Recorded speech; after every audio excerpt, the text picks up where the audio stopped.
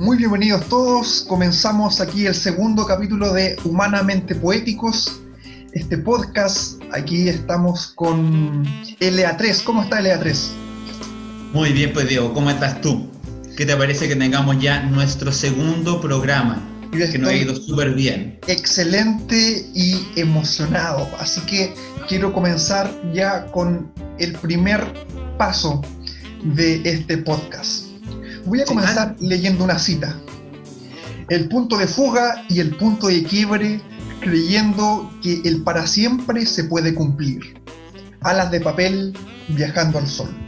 Anatomía celeste.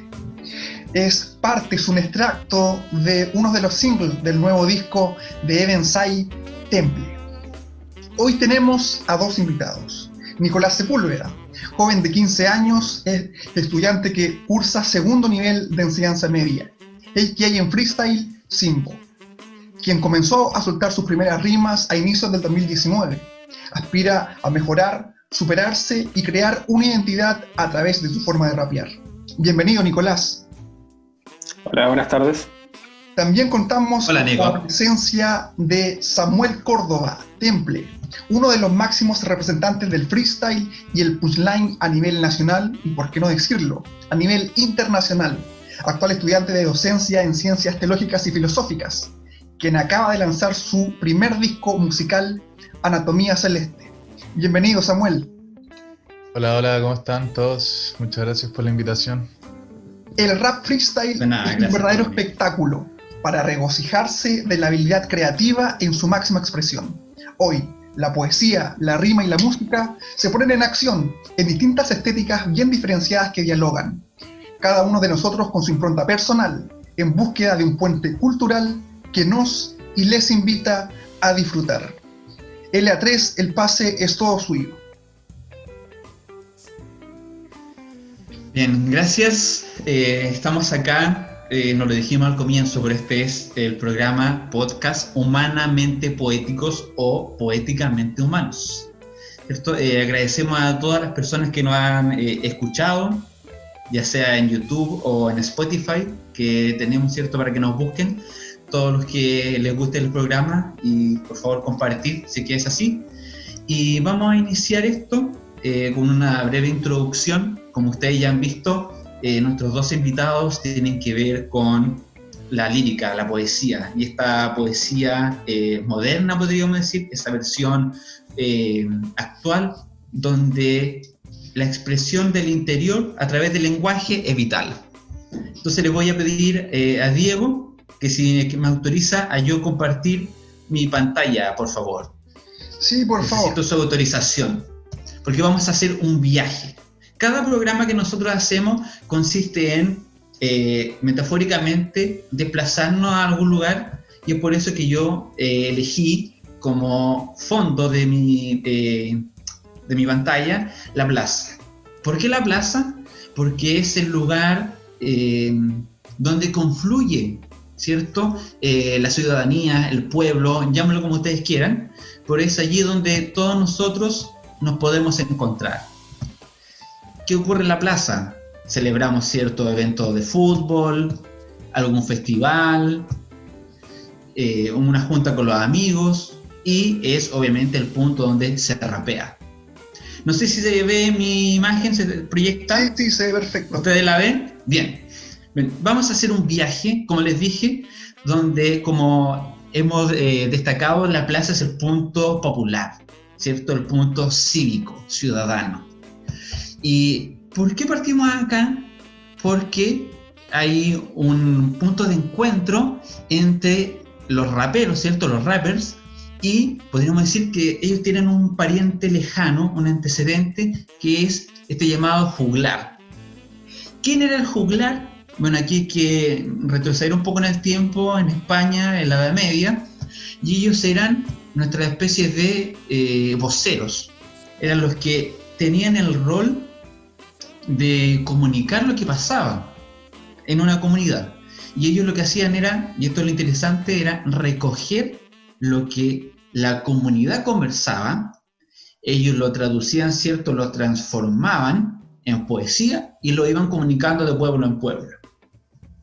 no era una especie de copucha, sino de que ellos eran, por así decirlo, esta biblioteca viva de las comunidades. ¿Y de qué hablaban? Bueno, aquí tenemos una imagen, hablaban de amor, ¿cierto? Como el meme del gato. Hablan de hechos sociales, ¿cierto? Plaza de la Dignidad. Hablan de personajes relevantes, ¿cierto? Como Charles Arangui, futuro presidente. Hablan de otros eventos, ¿cierto? Relevantes, en este caso, el tema de la salud. Y todos ellos iban, como les dije, ¿cierto? Divulgando estos sucesos. ¿Cómo fue que pasamos de España a América? Porque ellos viajan, ¿cierto? Y llegan hasta nuestro continente a través de la conquista de América. Y a través de la conquista hubo específicamente un tipo de poesía que ellos cultivaban.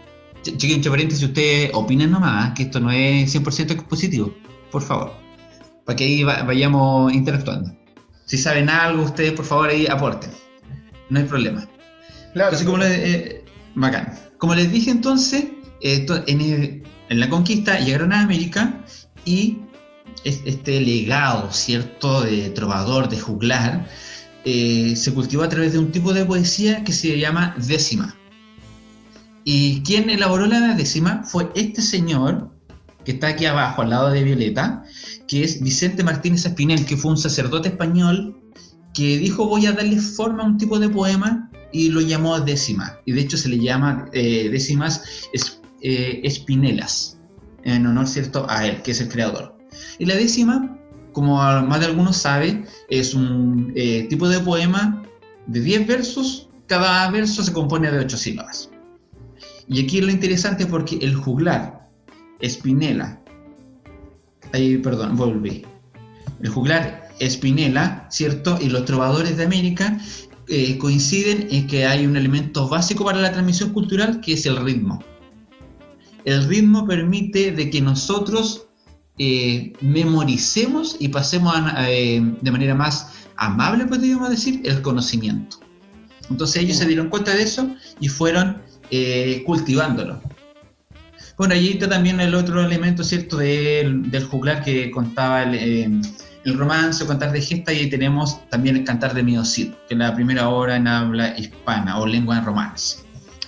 Entonces, esta persona, ¿cierto?, aquí hay gente popular en Chile que rescató esa forma de transmitir el conocimiento. Tenemos a Violeta Parra, ¿cierto?, que eso es más que sabido. Pero también nosotros, sabe que en nuestra comuna tenemos a una exponente muy importante, que es la señora Morelia Rodríguez Fuentes. Ella es un tesoro vivo de nuestra comunidad, que se encarga, porque es una de las pocas que hay, incluso estimados oyentes, acá en la comuna, que transmite este saber popular. Y este saber popular, como está la imagen de acá arriba, en América lo traspasamos y nos apropiamos de la décima para hablar de lo humano y lo divino. Como es cierto ese canto que hace Violeta Parra de el canto al humano y el canto a lo divino. Y es así como ese saber popular y ese estilo, ¿cierto?, de transmitir, siento yo, y aquí le hago la pregunta ya directo a nuestro invitado, de que el rap, ¿cierto?, la rima, la batalla de gallo, ¿cierto?, y todo lo que esto conlleva, la cultura hip hop y todo lo demás, también ha usado, y esto me atrevo a introducirlo como una tesis, de que ustedes también en sus creaciones intentan transmitir, albergar y recopilar ciertos saberes, ¿cierto?, que son no necesariamente populares, sino que quizás son al menos de ese sentimiento, en el sentido de alguna problemática que nos implica a todos, o algún sentimiento, ¿cierto?, que nosotros queremos transmitir y que ustedes quizás lo pueden albergar. No sé qué opinan, chiquillos, ustedes de esta parte. No sé si Cristian quiere opinar algo. Tú primero. Yo creo que sí, que tiene mucha relación, que hay una clara conexión con los juglares, con la trova después, cuando ya se empieza a popularizar mucho más esta noción artística. Y bueno, recordar también el Bronx, ¿no? Que el Bronx, el hip hop en sí nació en el Bronx, como una forma de responder hacia la represión negra, así como nació la capoeira, como nació el gospel, todo bien abajo de lo que estaba permitido, ¿no? O sea, la capoeira nació como un arte marcial camuflado en un baile porque estaba prohibido. El gospel nació como un canto que en realidad eran mensajes y señales que indicaban fuga en muchos centros de esclavitud, campos de concentración, si se les quiere llamar. Y claro, el hip hop de alguna manera nació de algo similar, solamente que de una fiesta, ¿no?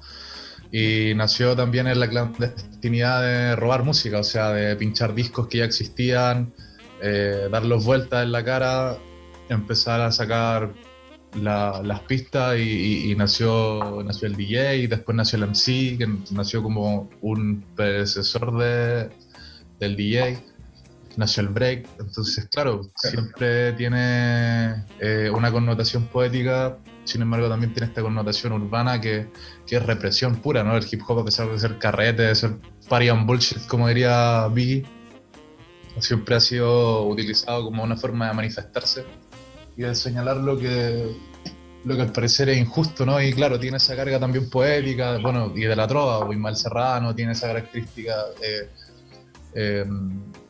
Silvio tiene esa característica, Joaquín Sabina tiene esa característica de que siempre rozan ahí, juegan con su postura política, y el hip hop nunca se ha quedado lejos de eso.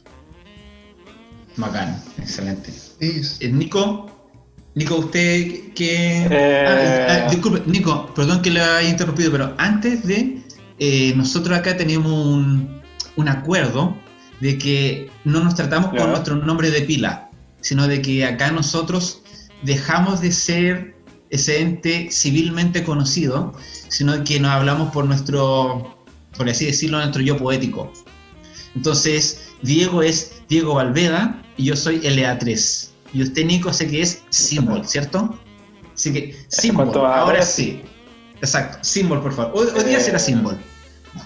Sí, que relacionado con la idea de Temple, el freestyle hoy en día tiene demasiadas funciones, o sea, así como puede mandar un mensaje político, expresar sentimientos, o sea, eso es lo sorprendente y rico del freestyle, o como la simpleza de rimar, que puedes hacer tantas cosas con él, no es necesario que tenga una función definida. Por ejemplo, a mí el freestyle me sirvió mucho para transmitir mis emociones, en el sentido de que me servía como canal para transmitir, no sé si estaba enojado, triste, me daba esa facilidad de poder desahogarme, y eso es algo muy, o sea, bacán del freestyle, del hip hop, que es como, no sé, hoy en día yo lo siento como un estilo de vida, ¿verdad? Por lo mismo, porque tiene tantas funciones y tantas cosas que puede transmitir, es un ambiente tan grande que alberga demasiadas cosas, y es que no, concuerdo con todo lo que dice Temple. Al final es como el hip hop es una herramienta muy útil para transmitir un mensaje o sentimiento. Sin duda, Symbol. Totalmente. Pero vámonos más allá, porque tú mismo dijiste de que el rap y el freestyle es algo demasiado profundo para tratarlo o para encasillarlo desde un modo. Exacto. Es decir, es multifactorial, etc. Entonces, si nos vamos más hacia arriba en la jerarquía, nos encontramos que el freestyle, por ejemplo, depende de la rima. Y rima, etimológicamente, viene de la misma raíz de ritmo, de ritmus, del latín ritmus, así como también de esta raíz etimológica deriva río. Y esto, etimológicamente, significa fluir. Entonces, nosotros prácticamente nos desconectamos y fluimos. Pero si esto lo extrapolamos a la vida, ¿por qué improvisar? ¿Por qué rapear la vida? ¿La vida se puede rapear o se debiera rapear? ¿Qué estamos haciendo hoy nosotros aquí en nuestra casa en esta pandemia? ¿Estamos improvisando o caímos en una rutina de nuevo? ¿Qué opinan ustedes sobre eso? Temple, por ejemplo, tú. Chuta, Buena pregunta, bien retórica. Yo no sé si la vida debiese rapearse, o sea, bueno, si nos empezamos a preguntar qué es la vida, yo creo que tenemos para 17 podcasts y estaríamos empezando, introduciéndonos. En ese sentido, tampoco sé bueno, es que no sabría decir cómo vivir, ¿no? No creo que necesite un estándar, sin embargo, creo que el rap es una herramienta muy útil a las personas que tienen cosas que decir. ¿Por qué digo esto? Porque yo, cuando me acerqué al rap, yo nunca fui un neófito en la música a la hora de acercarme al rap. Yo ya conocía otros géneros que eran mucho más pop. Yo componía canciones que eran intuitivamente muy pop antes de conocer el rap, antes de saber lo que era la lírica, la métrica, antes de saber lo que era un verso. Y el gran problema por el cual yo no me desarrollé mucho más allá en otros géneros musicales fue porque simplemente yo no tenía un piano en mi casa, porque no tenía una guitarra en mi casa, porque no tenía papás músicos, porque no tenía una gaita, una flauta, etc. Entonces el rap lo que tiene es que solamente necesitáis un lápiz y un papel. Y ni siquiera si tenéis buena memoria te podéis aprender los versos. Solo necesitáis una rima, y la rima es un acto de abstracción, es abstracto. Entonces no en términos monetarios no necesita nada el rap. Es muy barato, entonces yo creo que va acorde a la situación y al contexto socioeconómico, político, socioeconómico en el que me encontré. Entonces yo creo que el rap en ese sentido es una buena forma de expresión. Yo creo que quien tenga algo que decir o algo que transmitir, encuentro que el rap es un buen género para expulsar rabia, encuentro que el rap es un buen género para expulsar queja, para expulsar denuncia. Bueno, a diferencia de otro género sin desmerecerlos, ¿no? A mí me parece que la lírica, que el habla es ideal para eso, ¿no? Y no lo dice el rap en sí, tampoco lo digo yo, sino que lo dice la trova, como ya mencioné anteriormente. Claro. Tiene una carga política. Entonces, claro, tiene esa... Y bueno, tiene también ese juego, esa seducción, no solamente con las nociones políticas, con las nociones sociales, sino que con las nociones poéticas. Pues, o sea, ya desde Grecia existían los rapsodias, que eran tipos que se paraban en el ágora a improvisar poesía, ¿sabes? Entonces, claro, tiene esa seducción poética también, esa seducción como un poco solemne, un poco elevada. Pero... Yo creo que quien tenga que decir algo y quien tenga necesidad de expulsar algo, yo creo que tiene que meterse ahí unas barras, unas líricas de rap. Creo que quien necesite expulsar, yo creo que el rap, no sé si... Totalmente. Por ejemplo, tú diste en el clavo, y por ejemplo, LA3, ¿cómo se define la poesía? Es precisamente eso poético, ese origen, aquel desahogo de la emoción. Y nosotros, emoción, la raíz de la palabra, significa moverse a. Es decir, a veces nosotros no estamos tan sujetos de forma intrínseca a lo racional. Sin duda que estamos también influenciados por lo emocional, por lo sentimental, por aquello irracional y por las emociones. Y como la palabra lo dice, moverse a es prácticamente fluir. Es decir, como decía Symbol, como decía Temple, rapear es una forma de expresión de las más puras en cuanto a lo poético. Es decir, yo aquí veo la importancia total del relato y también aquí veo yo esa transmutación, por ejemplo, de cosas de rango existencial de nuestra cultura, como lo es los payadores, por ejemplo. Entonces, nosotros que hacemos rap, porque yo también lo hago, somos la transmutación de los payadores. Nosotros hoy estamos haciendo cultura. ¿Qué opina usted, LA3? Yo creo, Diego, bueno, lo más apropiado para esa en respuesta son quienes lo practican. Claro. Yo solamente voy a dar un modo de inicio, ¿cierto?, de introducción a la respuesta, y siento que, como bien decía Temple, que esto es un recurso súper económico, asequible, en el cual nosotros solamente necesitamos nuestra imaginación y nuestro intelecto para utilizarlo como un medio para, ¿cierto?, crear. Y yo creo que todo individuo tiene ese afán o ese deseo de exteriorizar el interior. Y claro, eso se puede hacer a través de la pintura, ¿cierto?, de alguna arte plástica, de alguna coreografía. Y me gustaría preguntarle a ustedes, y partir ahora por Symbol, ¿por qué eligieron específicamente, bueno, ya Temple nos adelantó un poco, pero ¿por qué eligieron y por qué a la vez ya se decidieron por el lenguaje, por el código de la palabra para expresarse? Symbol, por favor, y después... Ya, es como explicarle cómo ingresé a este mundo. Claro, exacto. Bueno, a mí, no sé por qué, pero desde muy chico siempre se me dio la facilidad de hacer poemas, de la rima.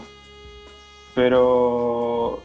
Y de hecho fue mi primera batalla rap, me acuerdo que estaba de jurado. A mí me tiraron para presentar y se me dio bien fluir. Ya, y después con el tiempo empecé a ver batallas y a entrar en ese mundo.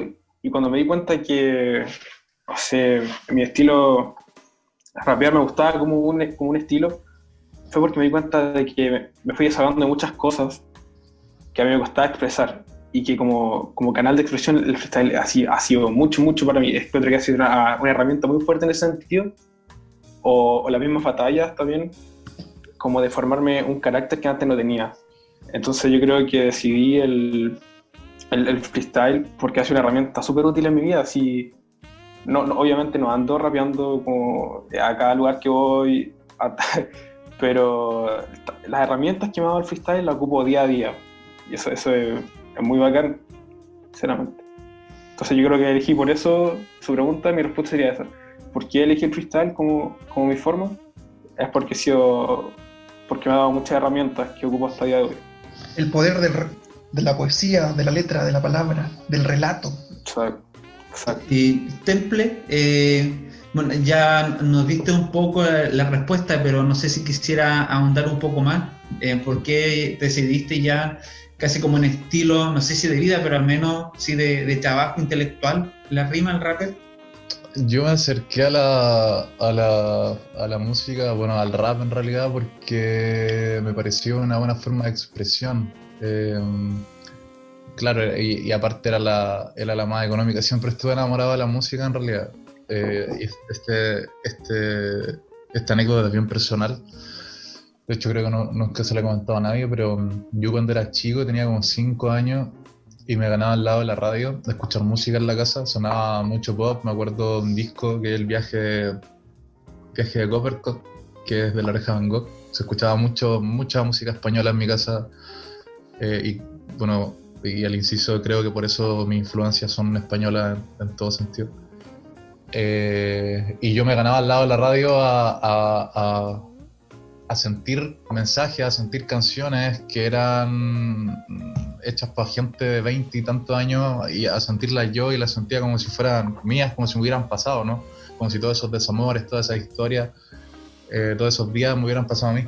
Entonces siempre fui cercano con la música. El rap llegó porque, claro, me parecía más económico, más cercano, más fácil, más práctico. A esperar a comprarme una guitarra, a aprender a guitarra, no, era todo muy rápido. Y bueno, las batallas del freestyle fueron como, creo, un excedente de esta misma razón. Pues yo, para grabar tenéis que tener un micrófono, tenéis que tener un estudio que, claro, si querías hacerte un buen home studio ya te sale un palo, ¿cachai? Entonces sí, el freestyle tenía eso que era instantáneo, realmente no necesitas nada, realmente nada. Entonces de a poco se fue dando como por contexto, bueno, el enganche, la pasión también, y fueron una mezcla de cosas que me llevaron a desarrollarlo en lo deportivo y también en la intimidad que escribía, pero eso nunca lo mostré hasta recién este año que saqué un disco. Pero yo llevo 10 años escribiendo. Claro. Temple, y me gustaría hacerte una consulta en particular. ¿Tú cómo lo ves desde el punto de vista de la vivencia, de ese rol existencial que puede tener el rap y la rima en tu propio relato vital? Por ejemplo, yo ya veo, como antes había mencionado, de que río, ritmo, rima provienen de lo mismo.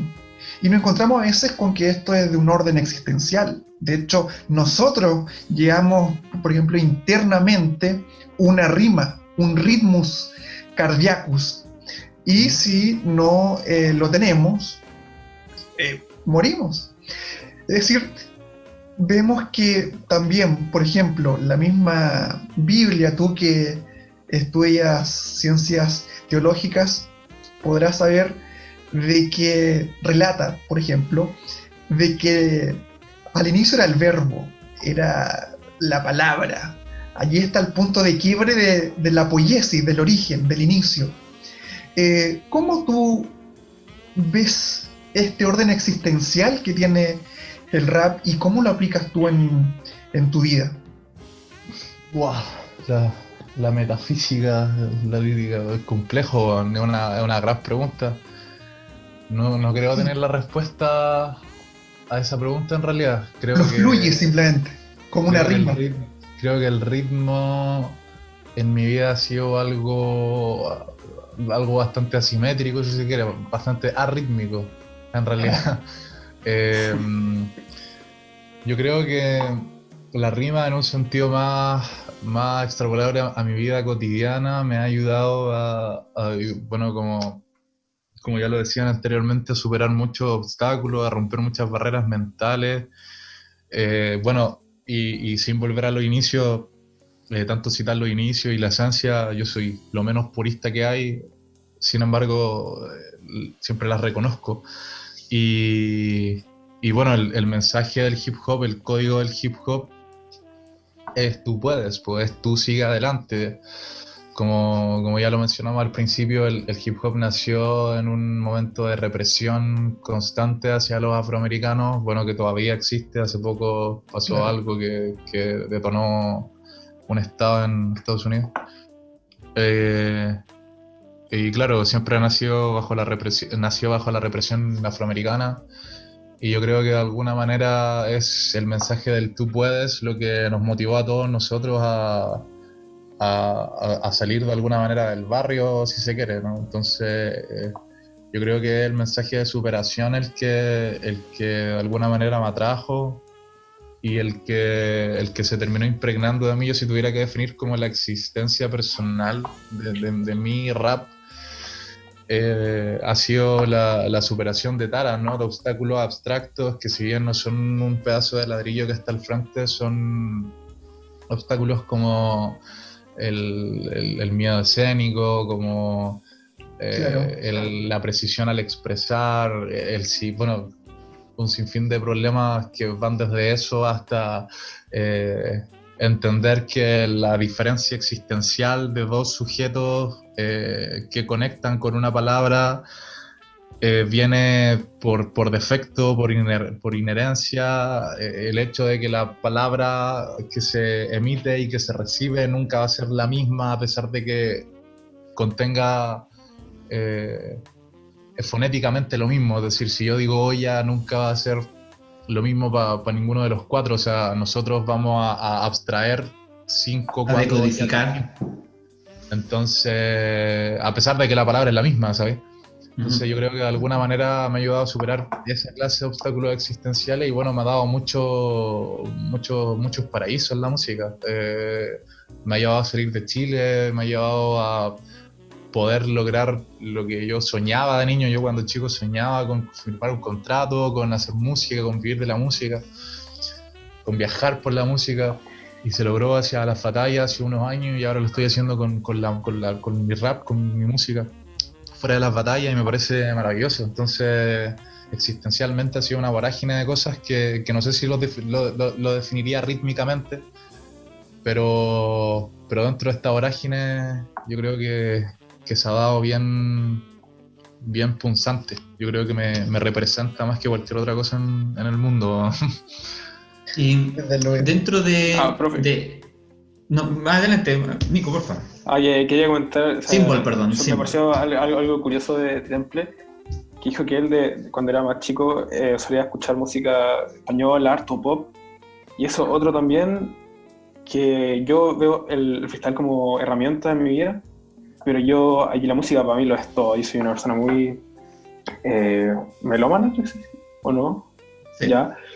Y yo de chico escuchaba Gorillaz, escuchaba mucho pop, hasta día de hoy escucho mucha música en inglés. Nunca fui como una persona que escuchara tanto rap, y al final el rap llegó a mí como esa herramienta, ¿sabes? Pero hoy en día la sociedad, o por lo menos yo he visto personas que tienen ese prejuicio de esta persona rapeada, seguramente escuchó como rap mucho tiempo, o tenía muchos conocimientos sobre el hip hop. A mí por lo menos me ha tocado vivir eso, pero es como... A mí me doy cuenta que el freestyle o el rap sirve como esa herramienta. No es que necesariamente uno... No, sigue, por favor. Sí, claro, exacto. Entonces, al final, eso, por ejemplo, ahora me siento, con lo que dijo Temple, muy identificado de que el gusto por hacer música, que el freestyle fue como lo más barato para mí de momento para expresar eso. Y eso era. Gracias, Symbol. Dentro de ese viaje, porque directo o indirectamente vamos dándonos cuenta que estamos haciendo un viaje al conocerlo a ustedes, y estamos generando una especie de construcción de identidad que ustedes nos están planteando. Y dentro de esa construcción, dentro de ese viaje, hay un hito muy importante en esta beta artística que ustedes están desarrollando, que es su denominación. Y nos gustaría consultarles cómo fue que ustedes llegaron a autodenominarse, ¿cierto?, como Temple, y cómo fue que Symbol también llegó, ¿cierto?, a usted. Y nos gustaría que nos comentaran ese viaje y cómo fue esa lección, y por qué se llama Temple y por qué se llama Symbol. Eso nos gustaría saber. Y Nico, cuando usted hable, me gustaría que partiera Temple, y Nico, me gustaría yo hacer la introducción para Symbol. A ver si que coincidir. Parece que algo sé. Parece que algo sé. Por favor, Temple. El nombre Temple no lo elegí yo. El nombre Temple nació... Bueno, yo siempre he tenido un problema con los acá. El nombre Temple nació porque yo una vez estaba en el liceo y Temple era la extensión de un nombre más largo. Y a mí me dijeron, no, pero es que sabéis que un compañero me dijo, el Juan, un saludo para él si llega a ver esto algún día. Compártalo. Dijo, no, sabéis que ese nombre ya existe, yo de un loco de Curicó que taquea ese nombre, así que no, pues no podéis ponerte ese nombre. Y dije, chuta, mala, pues. Y dije, ya, voy a... ¿Y cuál era el nombre más largo, Temple? Templario. ¿Cuál era el nombre antes? Templario. Ya. ¿Y por qué Templario? Porque a mí me gustaban los caballeros templarios. Yo rayé mucho tiempo con los caballeros templarios. Me gustaba mucho la idea, el romanticismo, el misticismo que había detrás, sobre todo. Y bueno, la cosa es que el nombre se abrevió y bueno, él me apodó así finalmente. Y me acuerdo que yo al principio fui Temple Z y le agregué una Z. Y era Temple Z, después le borré la Z porque lo encontraba muy feo. Y le puse Temple y se quedó como Temple finalmente. Y bueno, y ahí empezaron a nacer los AK. Yo dije, no, claro. En un momento le agregué el RAL Set y fue RAL Set Temple. Y mi primer EP que salió en el 2015, que nunca lo saqué, era RAL Set Temple. Después borré el RAL Set, lo dejé para la producción de las pistas. Musicalmente nació Avensai, firmé un contrato con Avensai y Avensai así salió el disco, para separarlo un poco de las batallas de freestyle, o sea, la música de las batallas de freestyle. Y después finalmente nació Samuel Córdoba, pues que es también un apodo. Yo realmente no me llamo así, no sé si alguien no lo sabía, pero yo no... Es una primicia, quizá una primicia, Temple. Me llamo Samuel Córdoba nació por el nombre de mi abuelo, que ya falleció hace muchos años, y el apellido de mi abuela. Y es un nombre que yo utilizo para proyectos, trabajos, escritos, algo mucho más serio, más académico, ¿no? Y bueno, mi problema con los AKJ es tremendo, o sea, ya como que tengo 7, no sé, un montón, ¿no? Así que... Sí, porque es interesante. Sí, porque es interesante que el temple, como nos cuentas, surge de una economía léxica. También la palabra en sí ya significa, temple, templanza, ¿cierto? O ahora se le usa la resiliencia, pero finalmente el temple, esa hidalguía que uno tiene para enfrentarse a cualquier vicisitud. Y bueno, no sé si le había dado ese vuelco de lectura también, temple. Sí, por supuesto. Bueno, y también el nombre en inglés, que temple es templo, la templanza, el temple de ánimo, sí, por supuesto. Bien. Bueno, aquí me gustaría hacer una pequeña introducción, quizá yo me equivoco, símbolo del génesis de este Aka, pero creo no equivocarme. Yo no sé si yo fui partícipe de cuando nació ese Aka o no me equivoco. Bien. Entonces voy a hacer un poco de contexto para nuestros invitados, ¿cierto? Para nuestros oyentes, para Diego y para Temple. Nico es estudiante y yo lo conozco desde hace tiempo ya y le he hecho clases. Fui su profesor jefe, un paréntesis. Entonces en el colegio, la batalla de gallos se apropió de los jóvenes. Y algo que está, ¿cierto? Es un virus que, si bien los medios no lo cubren, ¿cierto? Está presente igual. Virus no puede sentido la palabra, quizás fue un mal término ahora, pero algo que se disipa con mucha rapidez. Y dentro de eso, en la época aniversario, se instauró la actividad de la batalla de gallos.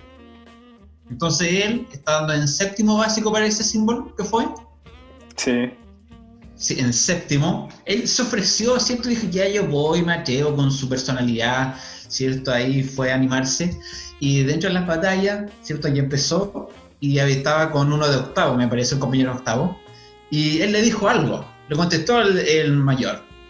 De ahí, usted, por favor, usted remátela, usted la tiene que rematar, no puedo hacerlo yo, usted hágalo. Trate de parafrasear lo que dijo. No, yo voy a ser directo, igual voy a llegar al caso, pero bueno, símbolo viene de una rima, que fue mi primera batalla de gallo. Es una rima muy absurda, demasiado absurda. Ya, pero es que no sé si decirla, profe, porque... Por favor, por favor, estamos ansiosos. Es que aparte fue como un punchline tan tonto, o sea, yo era chico, entonces no sé, yo rimaba por rimar. Ya, y no me acuerdo, pero creo que fue la batalla contra el jurado, y creo que esa persona contra la que batallé era un rapero importante, o sea, no sé. Pero... Sí, porque igual nosotros traemos gente connotada a las batallas. Ya, y yo le dije, el punchline fue así como, ya, tú eres homosexual, yo soy un símbolo sexual.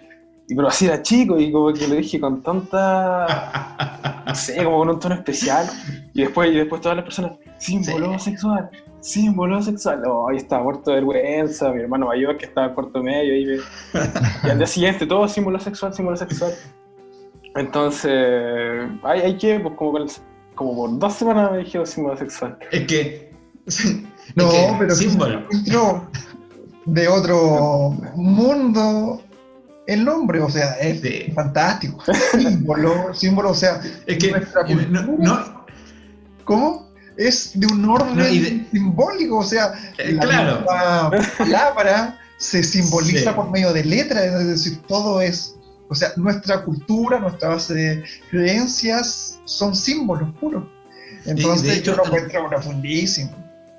Hay que ser un poco burda la historia. Sí, nuestros dos invitados. No, eso es, mire, lo burdo a veces genera, hay una creación ahí, si se da cuenta, ¿ves? A veces hasta lo más tosco tiene un lado bello, podríamos decir. De hecho, coinciden nuestros dos invitados. Sí, nuestros dos invitados coinciden de que la denominación vino de otro. Si se dan cuenta, ¿cierto? Temple, un amigo, y acá, ¿cierto? Símbolo sexual derivó a símbolo. Sí, bueno, yo le voy a contar eso. No, porfa, diga. Ya. Que acá fue mi primera tarea de gallos, pero en la plaza, ya cuando, como la serie, yo iba con un amigo, el Felipe, y él igual como que cachaba la historia del símbolo sexual, y yo al momento de llegar no sabía cómo escribirme. Entonces, ya yo decía, recuerdo como símbolo sexual, y ahí lo derivé a símbolo, pero igual en común que contemple en la música, que ahora voy a lanzar próximo mes, en música es con otro AKA, o sea, por otro significado. Pero al momento de llegar no me iba a poner símbolo sexual, pues eso es como... No, Eso no puede, es que imagínese obvio. puro punchline me iban a llegar y entonces dije, ya, símbolo, que alberga el símbolo, la palabra símbolo alberga muchas cosas, entonces me gustó, sonaba bien y quedé con símbolo. Pero la historia fue muy... absurda. Sí, no, y ya la última intervención de esta historia que yo la encuentro muy interesante porque yo rescato ahí en ese momento el impacto que tiene la batalla de gallo, que es como un individuo a través de solo su palabra, de su lenguaje, genera un impacto masivo y en el cual todos, entre comillas, comulgan con él, ¿cierto? Y simpatizan, porque hay un concepto de identidad. Fue, entre comillas, como David y Goliat, ¿cierto? Como dijo usted, es un tipo que ya tiene su bagaje de rapero, usted recién empezando, y su respuesta fue así con mucho ímpetu, y no, tú me dirás esto, pero yo soy esto otro, así que no me vengas a tirar para abajo, yo soy símbolo sexual, y ahí quedó, y siento que eso, símbolo, eso fue, por eso usted ya ganó. Después hubo un par más de intervenciones, pero no, usted ya ganó con lo de símbolo sexual, que derivó a símbolo. Pero no, pero yo encuentro que Symbol toca un tema muy importante, ligándolo con, por ejemplo, la opinión de Temple, que Temple, por ejemplo, él codifica su identidad en base a algo que lo identifique, claramente, en el sentido más puro de la palabra. Mientras que Symbol nace de esta espontaneidad de la palabra, de este fluir, y a la vez él toca un punto muy importante, de que uno siempre está en busca de que la identidad que uno está haciendo y confeccionando y codificando no sea en detrimento de uno, y por eso que la cambia y le pone símbolo, de tal forma que si no lo hubiese hecho, le hubiesen llegado muchos punchlines. Y en la vida uno siempre está en busca de esa coraza en contra de las problemáticas de la vida. Entonces, yo encuentro que en estricto rigor, esa historia tiene bastantes direcciones que son bastante profundas e interesantes. Y desde lo burdo nace, como decía LA3, algo bastante positivo, creativo, profundo y poético, como lo que estamos hablando hoy. Y dentro de lo mismo, chiquillos, nos gustaría que ya aterrizamos un poco dentro de este viaje y darnos cuenta de que, por ejemplo, esta misma reunión, este encuentro, no es físico, ya es virtual, es decir, los tiempos están cambiando, está más convulso, y dentro de su etapa creativa, nos gustaría que nos comentaran cómo ha sido para ustedes escribir en cuarentena. ¿La improvisación ha llegado? ¿Hay un estímulo para la creatividad? ¿O ha sido un poco más complejo? Me gustaría que nos contaran un poco de eso, por favor. No sé si quieres... No, Temple, tú primero. No, pero dale tú primero. No, ya hablé mucho tú primero, de verdad. La cuarentena en realidad a mí no me ha cambiado mucho la manera de escribir. Sí quería y tenía la intención, porque ahora estoy terminando un segundo disco, al menos en las letras, que las tengo escritas desde el año pasado, de septiembre del año pasado, empecé a escribir. Me acuerdo que estaba grabando el primer disco, estaba en el estudio en Santiago, y se me ocurrió ese mismo día en la noche donde me estaba quedando empecé a escribir. Y bueno, desde septiembre que estoy escribiendo más o menos el segundo disco. No ha sido un proceso en el que la cuarentena me haya afectado mucho en realidad. Siempre escribo como por islas. Aunque sí me ha cambiado la cuarentena las cosas, el discurso, más que la forma de escribir o lo que o la continuidad en la que escribo, la regularidad, sino que me ha cambiado el discurso. Habían enfoques que quería trabajar que la cuarentena terminó cambiando los hartos. Bueno, ahora mismo estudiando también mientras estudio, tengo un ramo de política en el que estamos viendo a Rancière, y bueno, de Rancière, que es un francés, deriva en Foucault, y bueno, Foucault tiene en la historia de la locura, en el libro tiene una frase que bueno, solamente extrayendo la frase como primicia, dice: el encierro está afuera. Es decir, bueno, él está en realidad aludiendo a los manicomios de ese tiempo, pero creo que es una frase que se extrapola harto a la situación de cuarentena, porque más que el encierro físico, en realidad la represión y la alienación,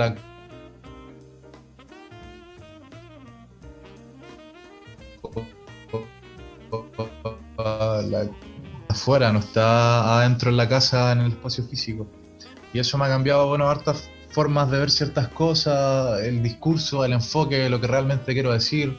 Quiero que sea relevante también lo que quiero decir, no sacar música por sacarla, sino que tener intenciones detrás, y buenas intenciones que hagan un poco reflexionar a la gente que lo escuche, ¿no? Entonces eso me ha hecho pensar la cuarentena, entender básicamente que mi música o que mis abstracciones son irrelevantes si es que nadie más se siente identificado con ella. Entonces abarcar un poco quizás la sociedad más que el individuo, creo que es una buena forma de entender los discursos o de hacerlos valer de alguna manera. Y de hecho siempre uno tiene algo que contar, siempre uno tiene un relato que contar. Claro. La esencia que uno que la conserve, y lo que cambia el discurso, como bien dijiste tú. ¿Y tú, Nico?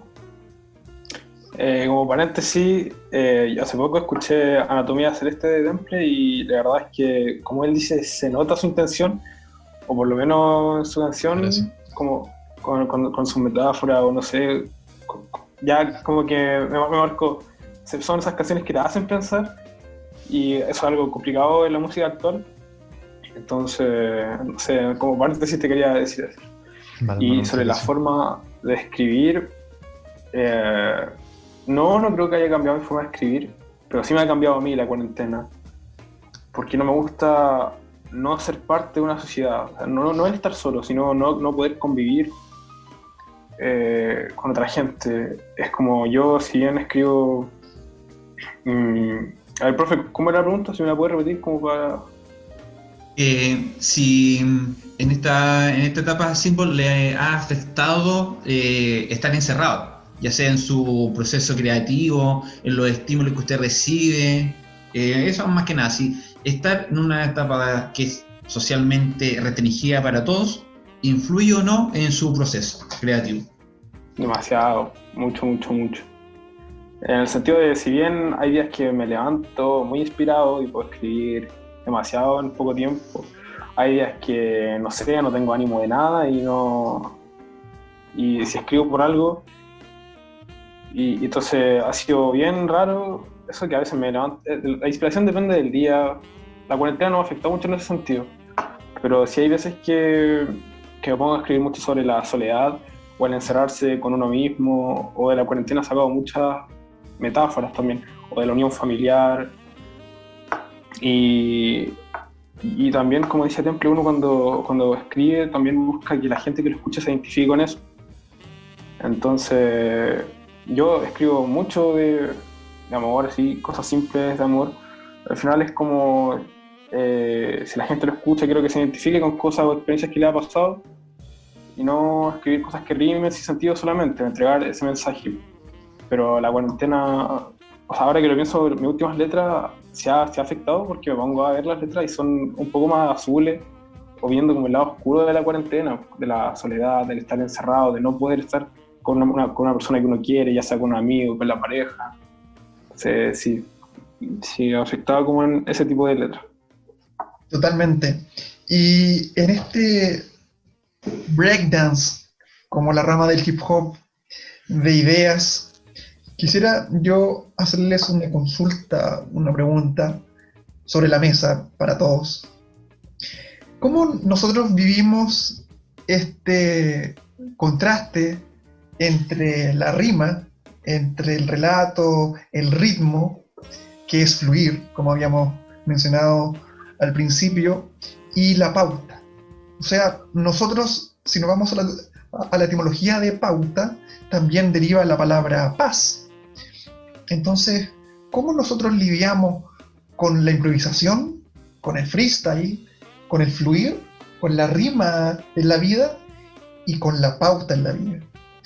¿Cómo caminamos? Y ahí, Diego, ¿puedo complementar al parecer la pregunta? Cerrando la idea, que una duda que nos surgió cuando estábamos nosotros en la reunión de pauta con Diego, fue que el improvisar, porque eso es el freestyle, ¿cierto? Los rappers, se necesita, ¿cierto? Estar muy lúcido en el momento en que uno está batallando, pero para que ustedes tengan esa lucidez, ese fluir de ideas, ¿hay algún proceso previo que ustedes tengan, o cómo recurren? Esa es la pregunta que, complementando la de Diego, ¿cómo ustedes hacen para rapear tan rápido y de manera tan fluida e improvisar, entre comillas? ¿Eso es improvisación meramente, o solo ello, o hay algo más allá? ¿Hay una pauta, como dice Diego? Eso es, chiquillos, si nos pueden complementar. No sé si queréis responder, Symbol, tú. No, Symbol, le toca a usted. Symbol, le toca a usted. Le toca a usted. Sí. Symbol, entonces. Ya, como rapear en cualquier situación. Claro. Prefiere.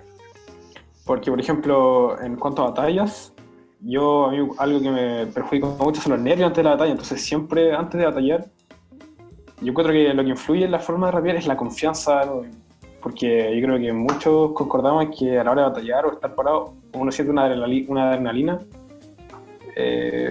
adictiva, y a mí influye eso. Por ejemplo, acá en mi casa puedo estar lleno de confianza y puedo sacar un doble tempo perfecto, rapear con mucha coherencia, pero en cualquier lugar con harta confianza y sacar buenas barras, pero no sé, estar desanimado o estar nervioso y digo cualquier estupidez.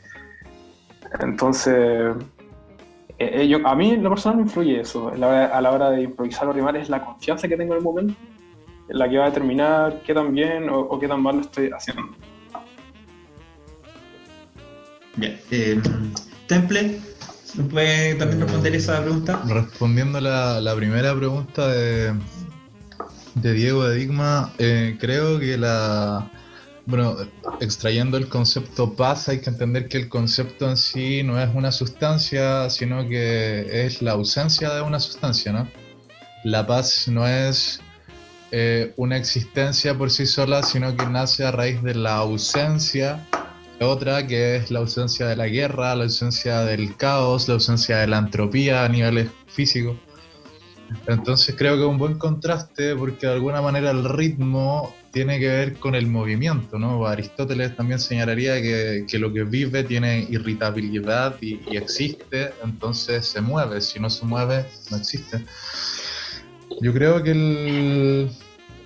el movimiento, que el caos va es muy siamesa al ritmo. A pesar de que el caos sea multiplicidad sin ritmo, pero lo que vive siempre se mueve, y lo que se mueve siempre tiene un ritmo, a pesar de que sea arrítmico en su tiempo.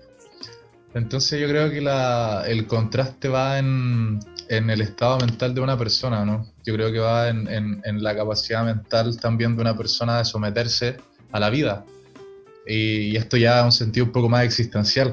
Yo creo que la vida no es algo fácil de vivir,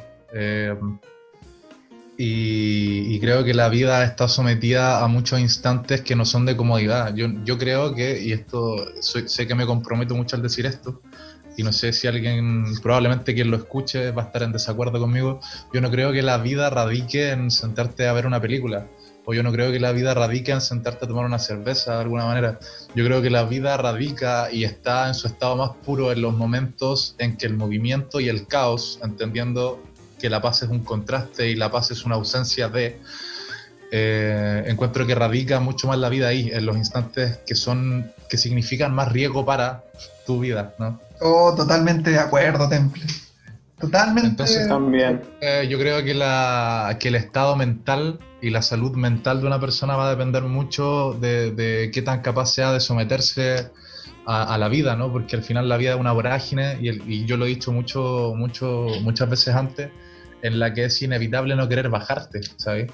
En la que es inevitable no querer silencio. Y bueno, Kierkegaard señala que la respuesta a la enfermedad mental actual de la modernidad es hacer silencio, es hacer una arquitectura del silencio.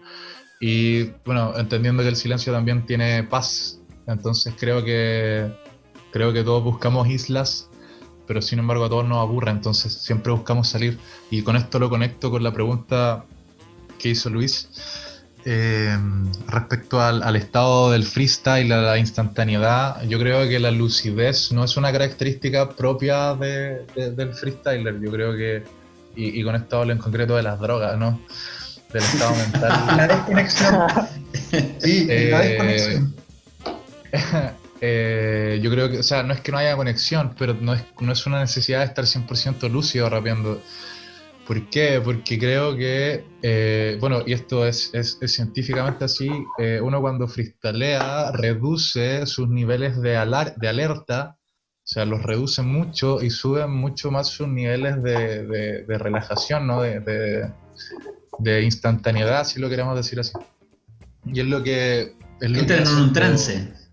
Claro, es lo que hacen y es parecido a los niveles de testosterona de los machos alfa, que es que tienen poca ansiedad y muchos niveles de paz, de tranquilidad, ¿no? De relajación, si se quiere.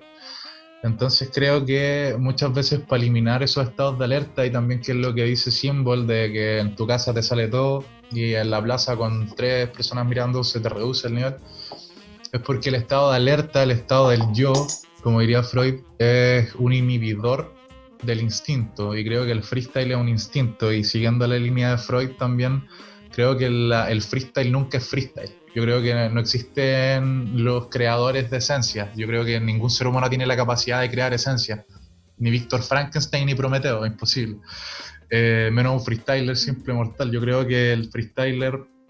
¿Y por qué digo esto? Porque creo que el freestyler es una persona que saca constantemente ideas ya creadas, ya solidificadas de su inconsciente, de su preconsciente y de su subconsciente, como diría Freud.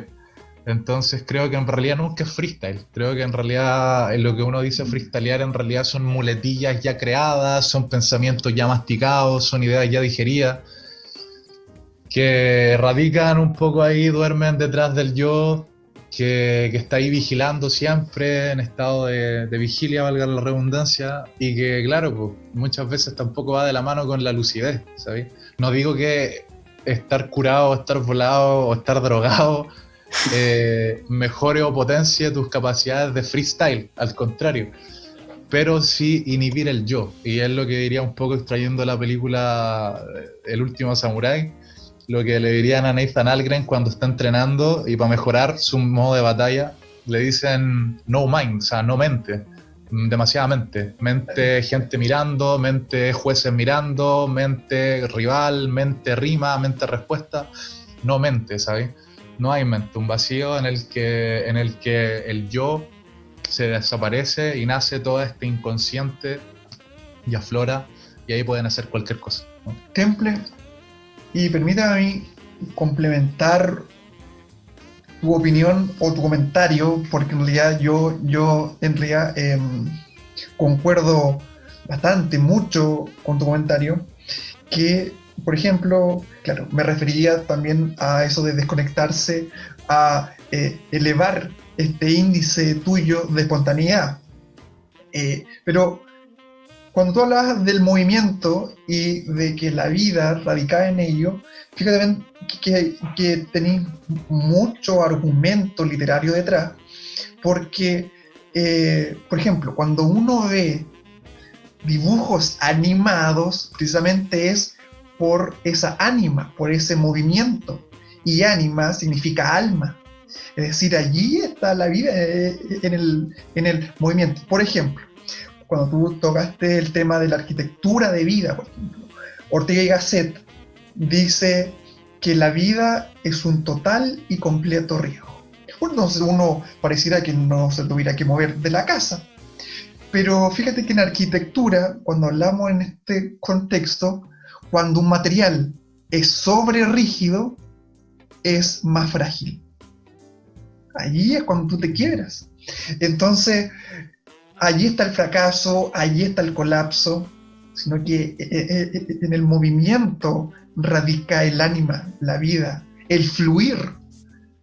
Cuando tú fluyes, como es la etimología de río, de rima, de ritmos, allí es donde está lo dinámico, allí es donde está la vida. Entonces, eso quería comentarte y que a la vez, claro, o sea, tú dices algo totalmente certero y yo estoy de acuerdo con tu comentario. Muchas gracias, hermano. Y dentro de una pregunta para todos los que estamos acá reunidos, dentro de ese fluir en base a experiencias previas que comentaba Temple, ¿cómo influye ese conocimiento previo, ese bagaje cultural? ¿Cómo ustedes llegan, cómo van edificando ese camino? Porque finalmente un mejor freestyler, puedo establecer una predicción según lo que dice Temple, es aquel que tiene, ¿cierto?, un mayor conocimiento previo, un mayor bagaje, un mayor recorrido, ¿cierto?, interior. Entonces, ¿cuáles son esos caminos que ustedes llevan para generar esa batería de conocimientos, de experiencia? La literatura, la experiencia misma, el viajar, la interacción con el otro. ¿En qué se basan ustedes para, por así decir, obtener su materia prima? ¿Dónde un talatín? Para luego freestylear. Pluma. Yo creo que en todos los caminos posibles y probables que pueda seguir o tener un ser humano. Y aquí volvemos a la pregunta de cómo vivir. No existen los límites ahí. Yo siempre he dicho que, y esto es una creencia bien popular en los freestylers, leer diccionarios, leer libros, eso no te sirve en realidad.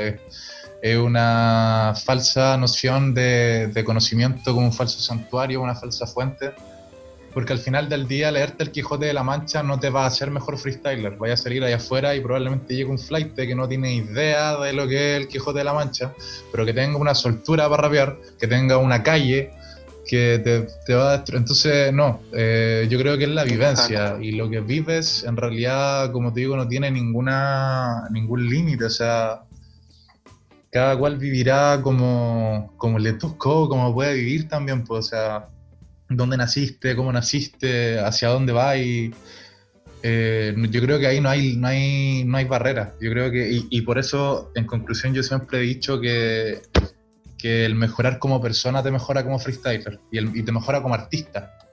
Yo creo que ahí radica todo. En la medida en que tú te haces mejor persona y creces como persona. Y aquí cito una frase del TIK que me gusta mucho, que dice: hoy sigo los caminos de un ser humano, los raperos que hagan lo que quieran. O sea, a mí me da igual el mundo rapper y me identifica harto, porque yo tampoco he sido purista nunca. Yo, a pesar de que conozco y sé cuál es el origen, cuál es la intención, cuál es el discurso, yo no lo profeso desde dentro. O sea, a mí me pasó por intuición, por contexto, pero yo nunca me he declarado rapero, yo nunca me he considerado rapper, ni tengo estos códigos ni aprensiones al código rapper. Los conozco y los estudio, pero yo me considero un ser humano, ¿no? Y tampoco por eso me autodenomino músico, ni letrista, ni escritor. Y por eso también cuando Diego al principio me preguntó, antes del podcast, como atrás en el backstage, cuáles eran como algunos títulos que haya tenido, y le dije que no, porque no considero que existan. Entonces yo creo que en realidad ahí mejora el freestyler, cuando asume que es un ser humano y cuando entienda que la mejoría de su humanidad es lo que lo hace alcanzar la excelencia poética, ¿no? Yo creo que ahí radica todo. Ser persona totalmente. O sea, lo hablábamos en el capítulo pasado. Entonces, sí, a partir de lo que dice Templo, entonces el recurso o la materia prima es uno mismo. Y claro, eso podríamos, y dentro de ese sí mismo, de ese ensimismamiento, ese viaje finalmente hay una dicotomía porque es interior, obviamente, pero esa interioridad se conoce también al recorrer, ¿cierto? La geografía, no solamente la geografía humana y física, sino que también la geografía interior. Podría ser algo perfecto. Symbol y usted, ¿cómo podríamos decir su materia prima? Estoy en blanco, profe, o sea, con lo que dijo Temple, o sea, son demasiadas cosas. Es que yo suelo pensar mucho en cómo vivir y en el sentido de nuestra vida, porque acá puede que me vaya del tema central, pero por mi generación le gusta lo simple o no le gusta pensar en... De hecho tengo un poema que me gustaría leérselo después, que sí, la gente... Sí, siento que cuando veo mi entorno, muchas personas ya no piensan o ya no hablan realmente, es como... Y se ha perdido ese gusto como por valorar, no valorar la vida, pero sino como buscar el sentido o los problemas, o lo mismo que dijo Diego, de la animación. Encontré toda la razón, no sé, como que quedé en blanco. Y estoy como de acuerdo con muchas cosas de lo que dijeron. Y sobre los caminos, sobre las vivencias, obviamente ustedes son mucho más grandes. A mí me queda mucho camino por recorrer igual, para ir fortaleciendo lo que expreso. Así que ahora me gustaría leer mi poema, se llama Por favor. Pensamientos de cuarentena. Bueno. Es decir, encerrado y frío, estoy pasando cuarentena. Encerrado en mi cuarto, pasando las penas. Sofocado en mi pensamiento e ideas. Es el hielo del campo el cual quema mis yemas. Mi pensamiento es simple, ignoro la filosofía. Es el color negro de mis perros el cual aclara mis días. Son las fotos con ella las que me generan melancolía. Es la compañía de mis hermanos la cual me da alegría. Extrañas la cercanía y el poder abrazarme, lo cual me parece raro si eres tan distante. Estás en un hoyo e intento ayudarte. Respondes que me quieres, pero solo logras amargarme. Ya no sé qué mirar, ya no sé qué pensar, si solo veo porquería en una red social. Se ha perdido el interés por hablar, ahora solo memes o alguna tendencia que se hizo viral. Muy pocos han despertado realmente, valoran la comunicación pero efímeramente. Nuestra generación desperdicia su mente, eligen una dirección sin conocerla políticamente. Espero algún día se retome el gusto a pensar, empaticemos con el de al lado y nos pongamos en su lugar. Valoremos a nuestra familia y comunidad cuando el encierro termine o todo seguirá igual. Muchas gracias. Ese fue el pensamiento de cuarentena. Perfecto, muy bien, bien. Yo creo que antes de la torta de la conversación. Sí. Y me gustaría cerrar con una última pregunta para ya cerrar este círculo, este viaje, que hemos consensuado, ¿cierto? Creo yo, de que uno, para poder conocerse a uno mismo, ¿cierto? Uno debe salir de esta zona de confort, explorar los límites, ¿cierto? Convivir con ellos, lidiar con ellos y a su vez ir ampliándolo.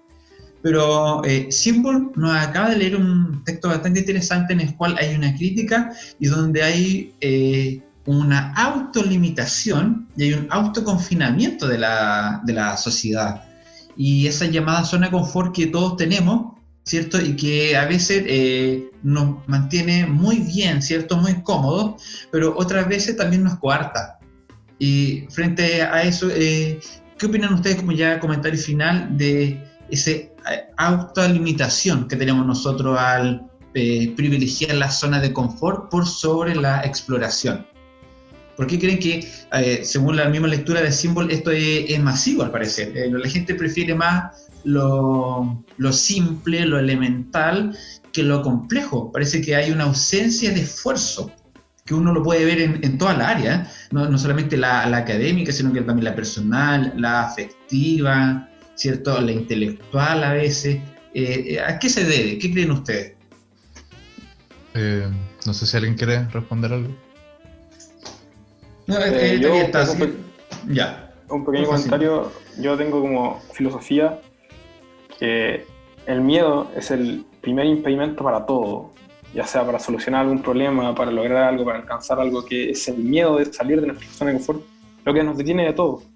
O sea, yo encuentro que una vez que alguien se anima a explorar o pierde el miedo al riesgo, ya es capaz de hacer muchas cosas. O sea, lo mismo que usted decía, la zona de confort, al final nosotros nos mantenemos cerrados en esa zona y nos limitamos demasiadas cosas. Entonces al final encuentro que, no sé, a mí por mi parte como que animo a la gente a que intente perder miedo sobre todo y no le dé miedo a lo nuevo, o explorar, o innovar. Al final eso es lo que nos mueve, no quedarnos quietos, estáticos en algo, en nuestra comodidad. Eso. Claro. Sí. Yo creo que, como dice Symbol, claro, pues el miedo es lo que nos evoca y nos restringe siempre. Es como ya se planteaba en Grecia, en vez de horror vacui, esto sería horror periculum, ¿no? Como el horror al miedo. Yo creo que no es una autolimitación en realidad, porque es inevitable conocer límites. Yo creo que el límite es un estándar simplemente, y a la hora de vivir, insisto, a la hora de ser humano, yo creo que no existe ningún estándar, no creo que existan límites, porque en la medida que existe límites se tendría que cuantificar, ¿no? ¿Quién es más ser humano que el otro? O sea, ¿vive más el que se tira en Benji que el que nunca, o vive más el que se mete un DMT para alucinar? Yo creo que no va por ahí, a pesar de que esto a priori suene contradictorio con lo que dije al principio. Pero en realidad no es así. Yo creo que la zona de confort es necesaria porque nosotros, como seres vivos, rechazamos la muerte, rechazamos el vacío de alguna manera. Y claro, pues nadie quiere o nadie soporta estar en constantes estados de peligro y de alerta. Entonces las zonas de confort o las zonas de alivio, ¿no? Son una necesidad humana, mental, que nos permite también desenvolvernos de alguna manera, y yo creo que es necesario no solamente porque allá afuera hay una jungla, ¿sabes? Sino que porque la vida finalmente es corta, y yo creo que buscar siempre la trascendencia es innecesario. Yo creo que el sometimiento a la trascendencia también te esclaviza. Yo creo que el cielo también te esclavizaría las alas. O sea, yo no creo en la libertad del pájaro. No sé si me explico metafóricamente, pero Sí. tampoco creo en la libertad a través de la trascendencia. Yo creo que si la trascendencia fuera la única salida o el único escape hacia la libertad, que es una necesidad sublime y divina que el ser humano debe alcanzar, así como lo fuese la verdad para los griegos, también sería una esclavitud, porque estaríamos todos sometidos a cumplirla, ¿no? Entonces yo creo que eso no existe. De alguna manera creo que finalmente es un estado en el que todos necesitamos estar, y que a pesar de que, como dije, finalmente estar sentado viendo Netflix no es vida, es un goce y es un placer. Y bueno, el placer puede ser anestesia a la existencia, si se quiere, o un opio. Pero mira, finalmente yo creo que estamos todos cómodos y no es bueno para nuestra salud mental estar siempre al límite. Pero mira, Temple, me gustaría tocar una arista que tú hablas, por ejemplo, del horror vacui. Yo creo que un tanto eso el hombre, tanto que le temió a eso, que ya lo está o lo naturalizó. Y por ejemplo, ese horror al vacío que fue tan propio del barroco, el rococó, hoy pudimos ver cómo el hombre se lanzó en un cohete hacia el vacío. O sea, hoy vimos cómo hacia el espacio, hacia el vacío, el hombre ya va. Entonces es interesante cómo estas cosas que en algún momento son tan propias del hombre, luego se va despojando, porque como decía Nico, también esto del status quo y este confort, también eso se liga con nuestra capacidad de elegir, de pensar y de dudar. Por ejemplo, Ortega y Gasset dice: quien no duda, no piensa. Es decir, y nosotros tenemos que pensar para codificarnos como una persona inteligente que escoge bien y que elige bien. Entonces, poner en duda estos status quo, este confort, es lo que es el primer paso para salir de allí. Y lo último que quisiera comentar es que también no veo tanto que la simpleza sea algo de pereza, ¿no? Yo creo que a veces la simpleza, la gente está tan hostigada de este sistema de diligencia obligada que busca la simpleza como mucha literatura medio oriental y asiática nos relata, por ejemplo, Khalil Gibran. Dice en su texto mi derrota, dice: derrota, mi escudo, mi fortaleza, y después termina diciendo: y seremos peligrosos, porque aquella persona que está derrotada y no tiene nada, está en lo simple, en su máxima expresión, no tiene nada que perder, y como no tiene nada que perder, a la vez está más cerca de la felicidad.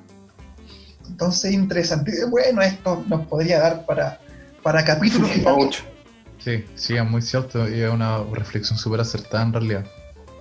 La nada y el todo juega, a pesar de que es cliché, tienen mucha seducción. Claro. Lingüísticamente, semánticamente y también existencialmente. Sí, sin duda. Al Bien. LA3, llegamos ya Estamos lamentablemente ya cerrando nuestro programa, pero claramente van a quedar invitados para una nueva ocasión. Agradecer que hayan aceptado nuestra invitación. Esperemos que ustedes también, cuando esto ya esté en las redes, lo difundan, lo promocionen, este programa incipiente.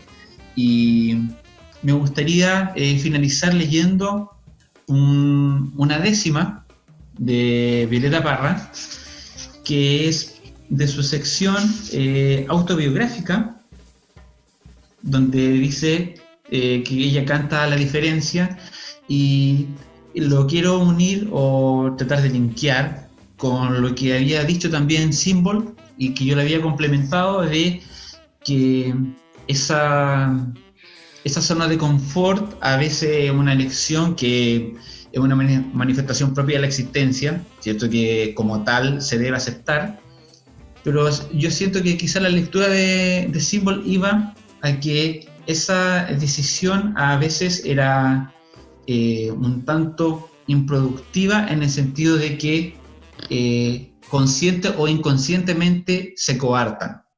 Claro. Entonces con esto vamos a cerrar. Sí. Hijo que tiene a sus padres. Bueno, aquí este es el texto de Violeta, que es una edición encuadernada, que no se ve muy bien, pero se puede apreciar la textura del libro, ¿cierto? De la editorial de la Universidad de Valparaíso. Hijo que tiene a sus padres. Hijo que tiene a sus padres tiene vaca lechera, la enjundia, la mazamorra y fresquita la mamadera. Si todo lo tiene a la mano, porque sus padres lo crían, cuando lo sueltan al mundo, se estrellará con la vida. Malo no es que sus padres, que lo traen a la tierra, le enseñen de chiquitito la nuez de esta vida perra. Enfermo, cansado y triste, el padre está a la oficina. El hijo, tarde, muy tarde, descorrerá la cortina. Para que el hijo disfrute de músicas y banquetes, el padre ha firmado letras que paga al fin con la muerte. Si el hijo supiera a tiempo lo que sus padres tejieron, quizás no hubiera el abismo que entre los dos hay al medio. Se queja el padre del hijo, que casi es mayor de edad, y que es un niño de pecho para ganarse su pan. Y el hijo dice que el padre tiene a la hiel la conciencia. La madre llora que llora de ver tanta irreverencia.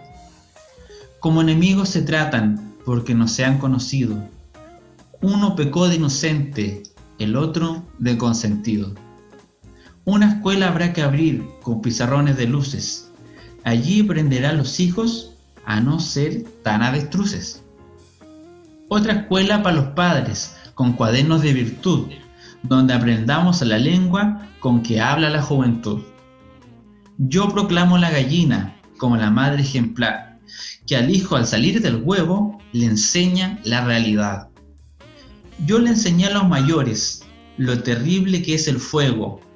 La menor la descuidé, aquí está mi nudo ciego.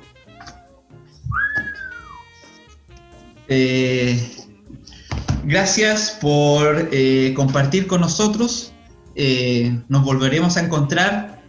Síganos por nuestras redes sociales, Spotify, YouTube, Humanamente Humanos, Poéticos, Poéticamente Humanos. Y ha sido un gusto.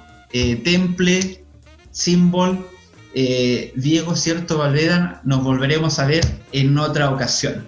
Nos vemos. Sigamos. Muchas gracias. Gracias, que estén muy bien, chiquillos. Muchas gracias por la invitación. Chao, vale, gracias. A todos, que estén súper, cuídense.